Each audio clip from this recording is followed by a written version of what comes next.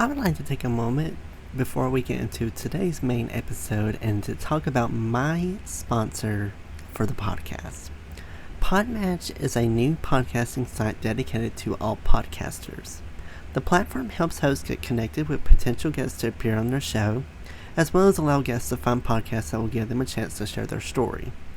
Podmatch offers many tools to help organize your page, from to-do lists to episode planning to potentially appearing on a leaderboard.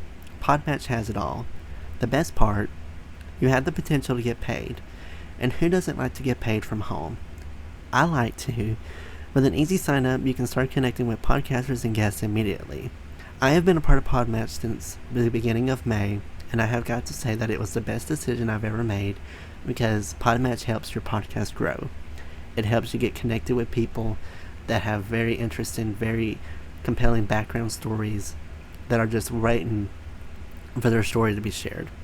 So if you are a host or guest and would like to start building professional relationships, explore more opportunities, and have your story shared, I highly suggest that you sign up with Podmatch today by going to joinpodmatch.com/lethal venom to start expanding your network in seconds.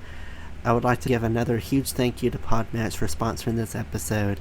Now on to our main episode, and again, you can sign up at joinpodmatch.com/lethal venom to begin your podcasting journey today.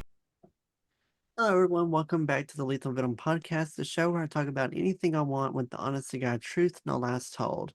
Today I'm joined by Mr. Donald Dunn. He is a war-hardened soldier turned multimedia storyteller who helps people confront what others are too afraid to talk about.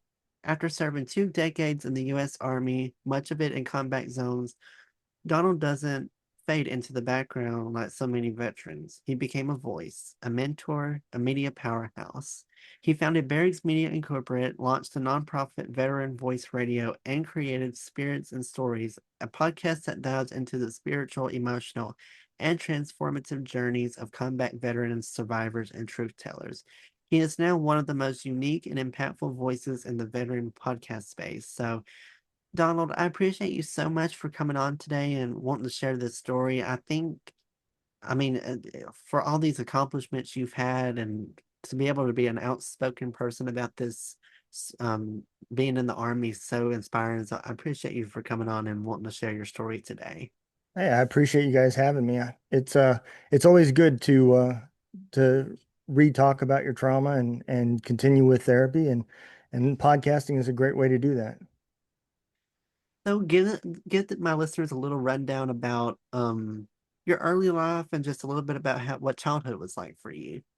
Okay, so yeah, I was born in 74, so I am old and I was adopted by my grandparents. I met my wife in 8th grade. I had a good childhood. We weren't rich, but we had what we needed and I truly enjoyed it. I joined the Army because I got married right out of high school and I needed a job and I needed to grow up and become more responsible. I was young and like I said, I got married. I graduated in July of 94 and June of 94 and got married in July of 94. So I became an adult really quick. The military was a great place for that. I ended up serving 20 years. 10 years of that was in the special ops community. And that's where the majority of my deployments came from. Well, I have to say up front, thank you so much for your service and the 20 years that you did. I mean, that's a huge thank you and gratitude to that. So I thank you so much for that. Um, when you got into the military, what was something the military never prepared you for? Um, I would say the biggest thing that you're saying what the military didn't prepare me for, that would Yes. be that would be emotions. Um, I came in one person and I came out another person. And the big reason behind that is the military will give you everything that you need to survive. And for emotion wise, the one thing they give you is anger. That's the only emotion that you'll have in your toolbox is if you come across something that's difficult, you use anger to push through it. And that may work great for combat, but it does not work good when you get out in the civilian world or are interacting with your kids at a younger age. I think that's where a lot of the aggressiveness comes from veterans. And I think that's where a lot of the problems are because we just don't have the tools in our toolbox to go on. And the military doesn't prepare you for after the military because just for the simple fact it's not their problem. Movies kind of tend to not really, some movies accurately showcase that, and some don't. Um, what's your opinion about how media portrays military men and like the true secrets about what happens in combat and on the field? I would say as far as in combat, a lot of the stuff that is shown is somewhat glorified. The reality is the majority of the people that are fighting on the battlefield find themselves fighting just to go back home. They're fighting for their lives, and maybe that's in the byproduct of that is that they're fighting for the country as well. But majority of the people out there have family members and friends that they want to come back home to and see. And I don't think any movie really portrays that as much as it just shows how aggressive and how elite our military is. It's no secret we do have one of the best militaries in the world, and a lot of that comes from the fact that America is free and people are able to make their own choices. But when you get into combat, I think it's no different than when somebody breaks into your house. At that point, you're fighting for your life, not for the TV you're afraid they're going to take, you know? Yeah, people, I don't think people understand the true magnitude of what the military does on somebody because it kind of affects everyone differently. It's the same thing as like how if you were like in a traumatic experience here in home life, if you were in some kind of shooting, it's going to affect everyone differently. But I Yeah. feel like for military men, it's different. I've had multiple guests come on my show and they say that I had one come on here that had mentioned and talked about how when he came home, he basically felt like he had to be on guard for months because he was just afraid that he had to be so vigilant of his surroundings. He had to be on full alert, and it took him a long time to kind of calm down and not have to be on wide alert. And I've heard people also say that you go in, like you had mentioned, one person and you come back another whole different person. And I think a lot of things about one of the diagnoses that comes from is PTSD. I mean, that's just kind of a common thing that you hear most military men get. What's, from your knowledge, what's the most misunderstood thing about PTSD that people tend to get wrong about all the time? I think a lot of it is one, it's a stigma, right? When we talk PTSD, the first thing that pops in anybody's mind is a veteran, right? But what they don't understand is, and it took me years to wrap my head around this. And I'll tell you a quick funny story here, not funny story, but just a naive story that how uneducated I was. I had a guest come on my show, and he was from Britain, the UK, served in the military there, and our show was comparing how Afghanistan was for him and from Britain compared to me in the States. And at the end of it, he said he made a comment. He said, um, "I I have a podcast as well." And I said, "Oh yeah." He said, "Yeah, it's a mental health podcast." And I said, "Oh really?" He said, "Yeah." He said, "We just got too many soldiers killing themselves." And it blew my mind that PTSD was not just an American veteran problem, it was bigger than that, right? And when I went down that rabbit hole, I realized PTSD is a natural reaction to a horrible situation. It's that simple. This is how your body puts itself in a way to survive.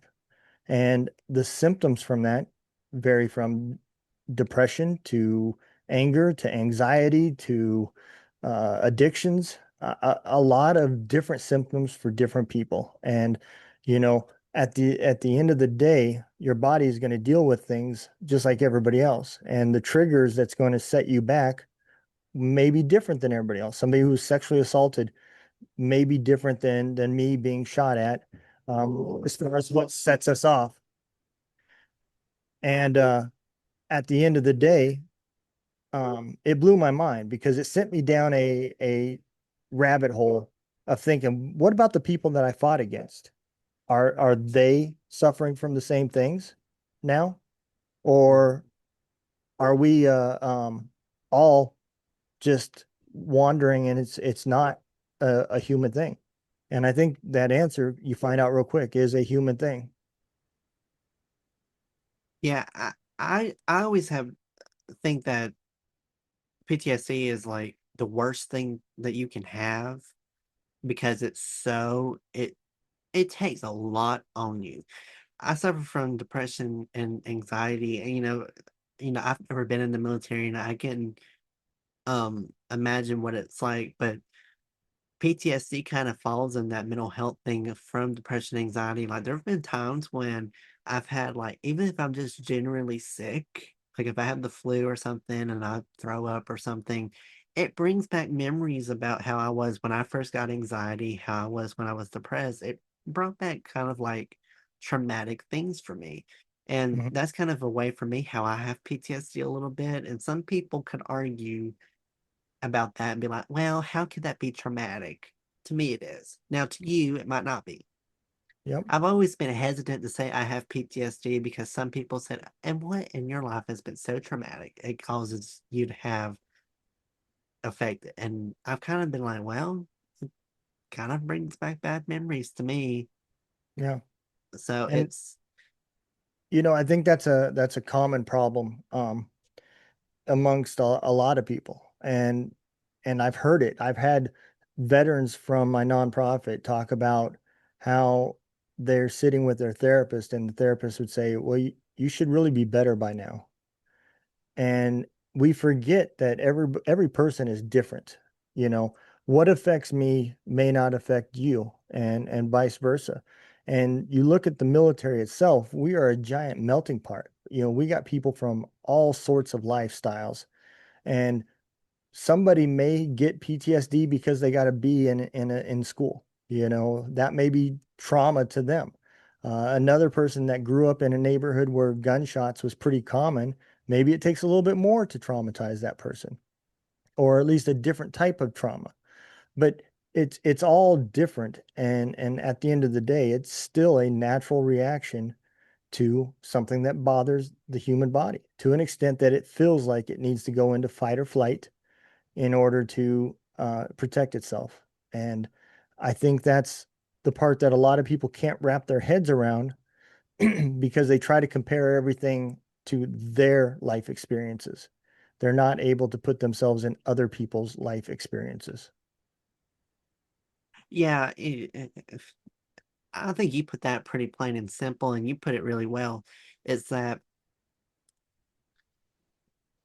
everyone has something different. What he said now, when he says people that if you make a B on a test, that's traumatic. I hate to say it, but some people are like that. I've had people in my class that could get like a 99 and they think the world's ending. Yep.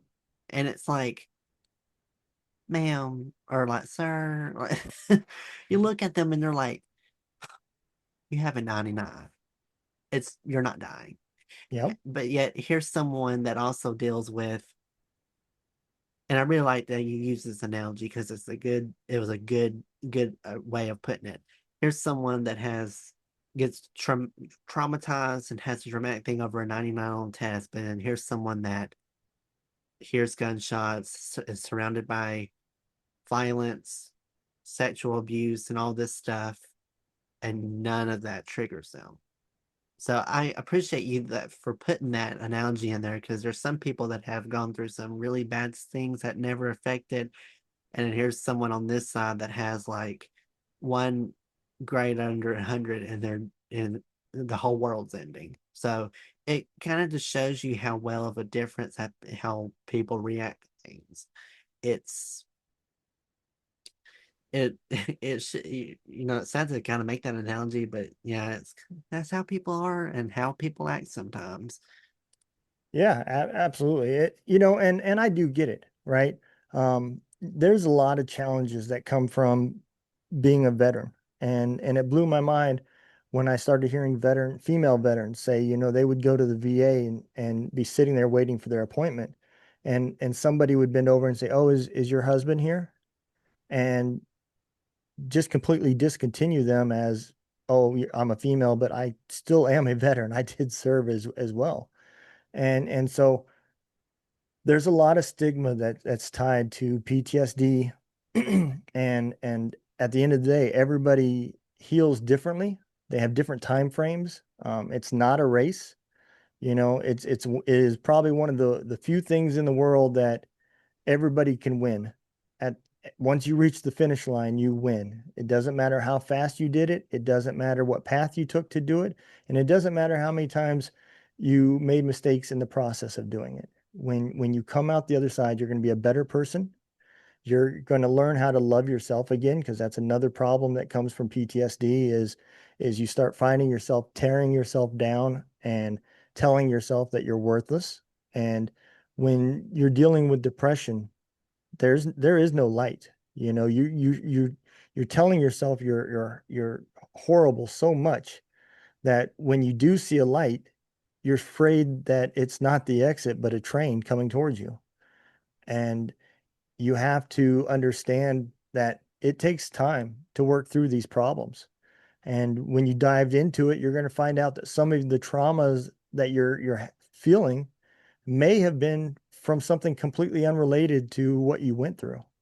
It may be traumas that your parents had or something else that is just passed down. There is a lot of studies that show, trauma does pass down through generations, and they're just, subliminal. You don't know it at the time, but something will happen and pop it up, and you're going to wonder, why am I feeling anxiety? What is going on? And that is a big problem as well. It's hard to fix something you can't see. Yeah, the only thing that you can really do is that hopefully it gets better with time, but it takes a long, long time. And I think for you, a way that you've kind of coped with it is that you've been open about it. You've gone on many shows and you've even have your own podcast where you have shared this story so many times. Has being a public speaker and being kind of a content creator kind of helped you deal with a lot of the things that you had witnessed when you were in the army? Yeah, as a matter of fact, that's where the main healing for me happened, and it all happened by accident, to be honest. We had a couple soldiers that we served with that had committed suicide. And me and my old first sergeant wanted to do something where we could communicate with them and just let them know that we're not alone, and we're still a community, and we still have camaraderie, and we're not gone. And so we called it a podcast, but it really wasn't a podcast. We would do some Facebook lives every Friday, and we came up with this name just to be funny, and kind of relate to veteran humor. Our humor is quite different than most people, but we called it Two Drunk Dudes in a Gun Room, and the reason why was because he owned a gun business, and that's where we filmed it, was inside his gun room, and we'd drink a few beers, but all it was a Facebook Live. It was just us having conversations and telling stories and that type of stuff. And it helped a lot of people. I didn't expect it to grow like it did. It was literally for people that we knew, that was on our friends list. Yeah. And um, it had grown. And by the end of season one, I learned that the stories had kind of gotten harder. And the people we were bringing on was nonprofits, and hearing some of those testimonies had bothered my other host, and so he had dropped off at the end of season one, and that's where the healing really began for myself. I found myself wanting to podcast as much as I could, because I was having genuine conversations with other veterans, and I was telling my story over and over again, and learning that, hey, I can get through this story and not judge and not be judged by the way it goes, and it is okay.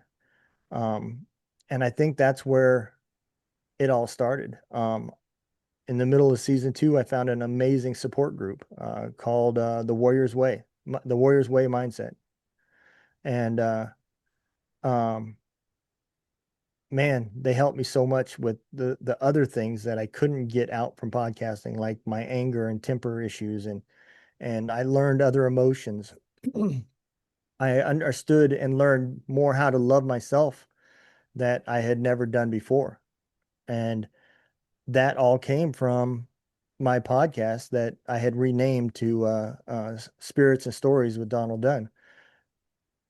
I also, that's where the nonprofit came from, was having veterans on my show that were trying to become musicians, and they were using, whether they knew it or not, they were using music as therapy. They were telling their story through songs and music and documenting their life, but nobody could hear them because they were buried in Spotify and all these other public algorithmic medias, and nobody could hear it, and they weren't getting their story out like they wanted. So we created a radio station that does nothing but play their music, independent musicians, and that are veterans or their family members.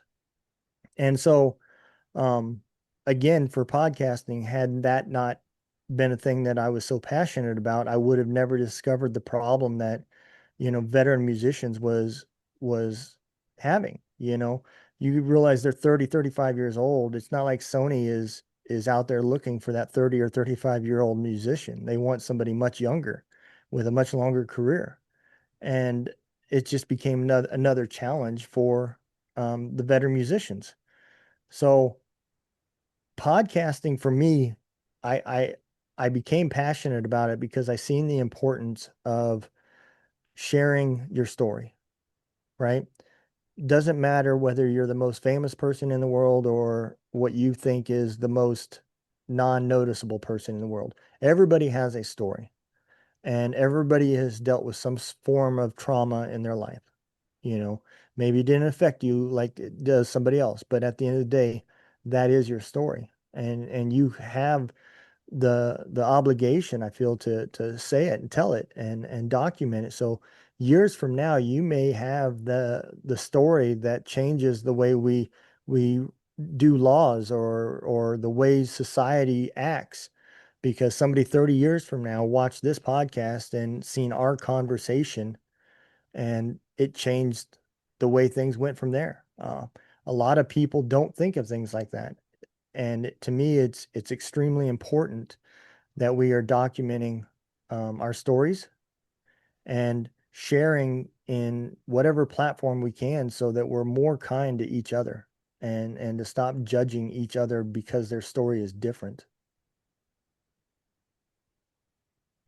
What's been some of the best stories you've heard from people that have been on your shows and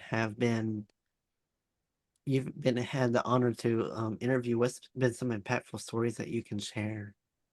Um, so I don't know if you guys know her, but there's a soldier, female soldier out there. Her name is Jessica Lynch, and she was a POW in Iraq when the war kicked off and the invasion had happened, and she was captured. They were left by the infantry. The infantry was moving so fast, and vehicles were breaking down, and they had to stay back and try to recover the vehicles, and they got separated from the convoy, and they made a wrong turn and went through um, a city that they shouldn't have gone through. And not to say that anybody is not smart or anything, but there was a lot of mistakes made, and it led to a lot of people getting killed. It led to several POWs getting captured, and she was left to die in the Humvee. She hit when they wrecked. She hit the center column of the Humvee and shattered her pelvis and just about every other bone in her body, and needed surgery to stay alive. And when the Americans checked her, they thought she was dead, and they took her gun and her ammo and continued to fight. When they got surrounded and captured, the Iraqis realized that she was still alive, and they took her to a hospital and gave her treatment. And from that point, as a prisoner, a lot of trauma came about, especially being female in a country that is not very fond of females as a human being. And so she had a lot of trauma that came through it. And it was a very, very impactful story. Um, she's done an amazing job with doing um, good things. The driver of that Humvee that she was in was her best friend. She did not make it. She was killed at the accident. And she was in the military because she wanted to buy her mom a house. So her mom owned her own home and had a place to live on their property. And when she died, it left her child with her mom to raise with a not a great home. And Jessica um, got her story told and was able to get on that show, Extreme Home Makeover, and they built her friend's mom a home. And those are the types of things that came out of her trauma. She's a public speaker now. She's a school teacher, and she's an author, and she's just truly uh, a bright inspiration to a lot of people. So that would be one that really sticks in my mind. Through this whole experience of you being on podcasts and whatnot, what's been some of the lessons and some things that you've seen in yourself that you had not realized and seen before? I think when it comes to being on as being a podcaster, right? There's several things, and I'm talking to the people that are thinking about starting a podcast. Um, there's a lot of misnomers out there that if you have a podcast, you're making money, and that's farthest from the truth. Um, I don't even my show's not even monetized, so it's not about the money. You have to be passionate about what it is about your topic and what you're talking about, and that is the most important part. Um, the other part is that it bothers me that some people have um, they quit podcasting just because of the price, right? It can get expensive when you start talking about the equipment and your hosting fees and any of the other project products that you use for graphics and editing and all that stuff. And that's another reason why I created Barracks Media. We do a profit sharing um, plan. So 30% of all the profits go back to the podcasters, the people that are hosted with us. And it's split up and based off of downloads and everything else. But the whole purpose of this, similar to Podmatch, is not to get you rich. You're not going to get rich from it, but maybe it covers your hosting fees for that month, or maybe it covers savings that you can buy up to buy that new mic that you wanted, right? And the reason I'm saying this is because I do believe that podcasting is a form of therapy. I believe listening to people's podcasts is much healthier than listening to Fox News or CNN News. It allows you to form an opinion that is not being narrated by the host, especially podcasts like ours where you're bringing people on to tell their story and giving them the platform to tell their story.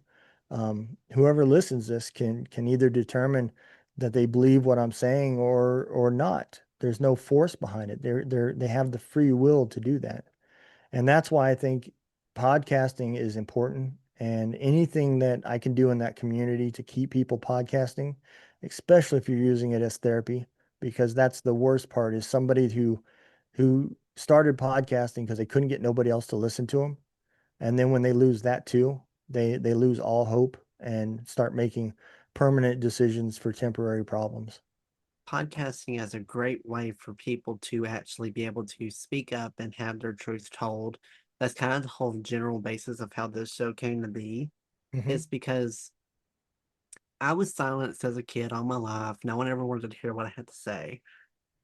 And I dealt with some personal stuff too that no one ever wanted to hear of, besides my parents. Like, my parents were the only ones that I could really talk to about stuff and not get the cold shoulder and be able to, um, I didn't have to worry about them trying to not listen. I didn't have to worry about that. But everyone else was like, we don't care. I don't care. Who cares that you're sad? And I just felt very much alone during that time. So podcasting has been such a great opportunity and a great way for me to be able to finally speak my truth and be able to speak what I want to say. And also is like help give people that other chance of maybe they've been in the same situation I have and they've been silenced their whole lives, that they can finally be able to sit down and talk about it and be able to actually have their voice heard. So it's I and in a Podmatch has really helped me with that, and regarding to getting some really nice people like yourself on here. It's, as I've always said, it's how I've had all these guests come on here. It's all been through one side Podmatch. I mean, Yep. all these wonderful, wonderful people I've had the honor to interview and have had built really good relationships with have been through this wonderful platform. Um, I find this interesting. For your veteran radio station, Hmm. you actually have the show run by AI DJs. I do. So tell a little bit about how the concept of this kind of radio station kind of came to be. It's an interesting concept. So the biggest part about this, right, was um it kind of happened from, that situation where you talk about one thing and next thing you know, you see Facebook showing you advertisements for something that deals with your conversation that you had. And I realized that there was a problem, that veteran musicians that are independent, they no longer get paid for anything unless they're on a stage doing a live performance. The downloads that they get is less than a penny per play. So you're talking 18,000 plays comes out to like $20. It is a ridiculous system. And for me, I didn't care if one person watched my show or if 10,000 people watched it. It was about me telling my story and healing with my issues. But these guys needed to be heard. And so I seen this advertisement on Facebook that said, start your own radio station for 39.95. And I said, well, hell, that's what I'll do. I'll just start a radio station and they'll give me their music and we'll play veteran music. And I learned real quick that it was not that easy. There's a lot of red tape that goes along with it. So I worked through all that stuff, but I wasn't happy with the final product. And it was because if you asked to have live DJs, you ran into the fact that they weren't being paid for it because we are a nonprofit. None of us get paid for any of the stuff that we do. And then you lose their interest. So whatever's going on in life, they will put the show off and not show up. And it turned the radio station into a playlist, and I didn't like that. So I created AI DJs. At some point, when I can finish it, there'll be DJs 24/7. But right now they're Monday through Friday, 6 a.m. to 6 p.m. And they're all characters that I created. I write the scripts for them, and it worked out great because the way the setup is for radio.co, they can even have a request line, and people can submit a request through the app to listen to a certain song, and that AI DJ will play it. And it's really cool because now there's a voice behind the station that can help spread nonprofits advertisements.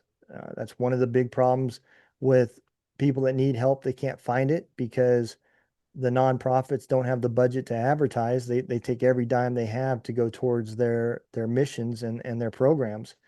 But then it puts them behind the scenes where nobody can find them. And there's a lot of great small nonprofits out there that do great stuff. It just people don't know about them. And so having a voice and a DJ to interact with people and to tell the stories and even highlight some of the, like the next artist coming up is Scotty Hastings. He was two Purple Heart recipient, shot 10 times in Afghanistan and now strumming a guitar, and then they play his song. So now the people can interact a little bit with that artist that's coming up next and that song they're hearing, and they got a tidbit of his bio from that DJ. So I think it's a really cool project. I'm really proud of it, and I think um, it made the station a lot better. Yeah, I think it was interesting to see that in your profile because you always hear AI be more like photos and funny videos and um even like podcasts. You don't really hear a lot about, oh, I AI has its own radio station that's owned by fake people, and it's like it's so weird. I was looking just now at the radio.co website, and it's the things that multiple businesses that they've had sponsor it. Like they've had Vice magazine, they had Complex magazine, they also had like KFC be like a trusted sponsor for them. So I mean, Yeah. it's crazy how far AI is going to go, and if it goes that far, you can only imagine what else AI can do. So everyone, teachers always say, "Oh, AI is going to do nothing." It's like, do you have your own radio show by AI? I don't think so. It's like Yeah. I mean, that. you can go to so one of the things that we do is I build websites, and um man, what used to take me would months to build and code, you can do with AI now in hours. And I'm not exaggerating. You can cut down the you typing all the code and just tell AI what you want that website to look like, and it will give you the code. And then you just have to utilize that code and turn it into the website. But it cuts the time down to fractions compared to what it used to be. Um, for resources, there's amazing resources out there that if you can't find from a Google search, if you talk to AI and say, "Hey, I am looking for a program that can help my husband or my wife with this problem. Is there any nonprofits out there?" I promise you, you will get results back from that simple prompt with a chat GPT, you know, and it is going to make um, it is going to make people uh, more close to each other. I think in the long term, it could even make people more compassionate with other people. And is there going to be negative stuff that happens with AI? Absolutely. Is there negative stuff that happened after we created the internet? Absolutely. You Mhm. know, there's no way around that. But that's the cool thing about life too, is you can't have happiness without sad. Otherwise, happiness would mean nothing. A lot of people could hear this and be like, it's such BS and all this stuff. Like they have to understand AI kind of has a lot of benefits to it as well. It's like what Absolutely. you said, it has so many things that I never thought that could be possible. Like here, I talked with someone recently about AI, how I came across this. I was on TikTok. It was all things. And there was this thing that was kind of like a Bigfoot was on there. And I thought, huh. And I looked and it was like if Bigfoot was like Hood. And it literally was this person that had made, and then I couldn't tell if it was real because it looked or fake because it looked a little too convincing. Yeah. I was like, there's got to be a clue because sometimes with AI in the background, something's moving or you could see glitches in it, Hmm. but it didn't really have glitches in it. So I was like, huh. But then watched it more and I thought, there's some stuff in there. And then I looked and I saw that it was the VO3 and I thought, oh, that's that new thing Google came out with. I said, Yep. okay, it's AI, but I thought, honestly, that looks pretty good for what it is. But yeah, it was like this TikToker that made this Bigfoot account from an AI generator, and now it's now like a huge content creator. I'm just like, Yeah. I can't get 500,000 followers, but yet an AI generated Bigfoot can. I said, okay. I thought, okay, Yeah, yeah, I'll it see how is it is. it is crazy out there. I mean, you take Joe Rogan, right? And Joe Rogan will even he tells this story all the time. There is more advertisements that he's in than he has done. And it's because he's podcasted for so long and his voice has been on the internet for so long that people have taken him and created the AI version that looks exactly like him and put him in products, selling products that he's never tried, never endorsed, didn't even know he was doing it until somebody would send him the commercial or the advertisement. And he he just got to the point where, you're not going to stop it. So he's just like, whatever. At that point, I'd be like, he'd just be taking all that money in and be like, Yeah. and like, sure, and just signs it off, and it's like, Yeah. it's like I've never done this commercial, but okay, I'll sign and get paid. I'll be like, okay, I'd just be secretly taking all that money in. Oh, that could just be like a blessing in disguise, kind of. Because here you Yeah. are, you've done podcasting for him. Because since I've been in the podcasting thing, I've heard his name multiple times on social Yeah. media, and I've seen him in it's like I've never really seen a clip of him, but I've heard his name everywhere. It's like on social media, it's from people talking about him to and like on podcast lists. I mean, he's everywhere.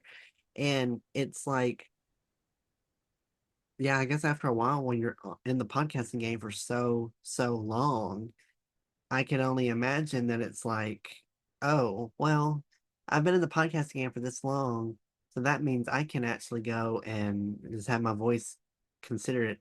I'm surprised he hasn't like taken legal action against that. Be like, these people are misusing my voice for some reason. I did not approve of this, but yet again, it's like, well, I do you think, even take it?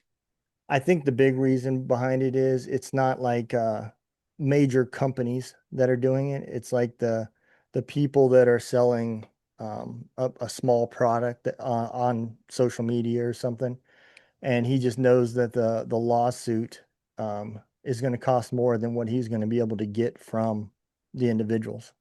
And so Yeah, I think it's just not worth his time and effort to try to do it. He may have a legal team out yeah, there that sends a cease and desist letter to him or something, but I don't think it goes any further than that. But again, he's kind of the godfather of podcasting. He started podcasting before that was even a thing, and I think he's on like almost episode 4,000, and it's yeah, just it's just insane. And again, he does it because he's passionate. Yeah, obviously he gets some amazing guests and some high notoriety, but yeah. you know, his show also was a $3.5 million contract with Spotify. So But when he first started out, he probably started out as you said before. Podcasting is, think back. When do you remember podcasting start to be a thing? And then you have to go back. Okay, he's been doing that even before then. yeah. To my knowledge, I feel like podcasting didn't become well, and I'm also new to this, but I feel like podcasting to me didn't come until 2019, 18, 19, 2020. It was around the pandemic. And then Yep. when I hear people that say, oh, I've been podcasting since 2014, I'm like, huh? I'd be Yeah. like, what? So, and then I've even heard people say, I think I had one guest on here that said that he had been doing podcasting since the 2000s. And I said, huh? Y'all Yeah, had that equipment back then for that? And which I grew up in the 2000s and I was young, but it just kind of shows how podcasting wasn't something that just came out of the blue. It was something that a lot of people did. It just didn't get enough attention until recently. And ever since it got recognized, it has just really significantly grown, and it's so popular now. It's like casual conversation, like, "Oh yeah, what podcast are you listening to?" "I'm listening to this." I'm like, "Oh yeah," Where like probably 5 years ago, you could be like, "What podcast are you listening to?" "Huh? What? Huh? What's a yeah, podcast?" yeah, absolutely. Joe Rogan, that how he started out was he would set up a video camera and a few microphones and invite his friends over, and they would just sit on the couch watching TV, telling stories, and all he was doing was recording them doing that. And that's where he started out at. And then, he started wiring up his house and putting microphones all over the place and started basically documenting his life at that point. And that's how his show took off. Hold the phone. I just okay, I have seen him. I looked at it like his Wikipedia. He did Fear Factor from like Yep. 2001. That's Yep. who that Yep. that never. Okay. Now, I have known him because we used to watch that show growing up. Okay, Yep. that makes more sense. Yep. Oh, okay. He absolutely hated that Interesting. show. He I would absolutely have hated the show. hated doing it too. He said that the people that were running it was just going too far, and he would literally sometimes try to tell the guests, "You don't have to do this. This is stupid," you know. And some of the things that the producers wanted to do, he was like, I'm not going to host that. Somebody's going to get hurt." And he really cared about the people um, that was coming on the show. That's why he left. He was like, I don't want to be a part of this. I don't blame him because some of the stuff that they did on that show, Yeah. Yep. especially like eating bugs and Oh all yeah. this shit, it was Nope. like, Not yeah. me. To kind of wrap things up a little bit, a lot of people could probably hear this story and see how far you've come. But there's still gonna be people and veterans out there that are still maybe stuck in their thoughts, and they're afraid to come out of their shell and be able to share their story. So what advice do you have to veterans, or just to generally anyone that is still stuck in the dark but wants to find the light? So if you are in that situation where you find yourself on the side where you want to get some help and you know that you have to get through this part to do it, you do not have to start out with a podcast. If you don't want to tell your story publicly, um, write it like it's a book, and you don't even have to publish it, but just the fact of you writing your story, putting it on paper is going to make you one, think about your situation from a third perspective. And then when you go through the editing process where you have to go back and reread what you wrote and edit and change, and you do that so many times, just that little bit right there, I promise when you are done, you will have no issues with grabbing a microphone and talking about your story. Um, doesn't mean that it all goes away. It just puts your trauma in perspective and allows you to control your emotions just a little bit better while you're getting through it. True healing doesn't come just from telling your story. There's multiple levels to this. It's you one recognizing that your story has changed you and that you now are not the same you before. And you've got to learn to love that new you in order to get through to even start the healing process. Because if you don't like yourself, you're not going to get anything out of the healing process. And that's what that part of that does is it allows you to evaluate and think about your scenario and the things that happened. And then that next step comes from, again, a therapist, a counselor, a friend, somebody that you can confide in. For me, that was podcasting. Maybe they were strangers, but they were like-minded. I actively seeked out veterans to talk to, because I knew they could relate to my story. And just from there, you're going to grow as a person. And every day will get easier from that day forward.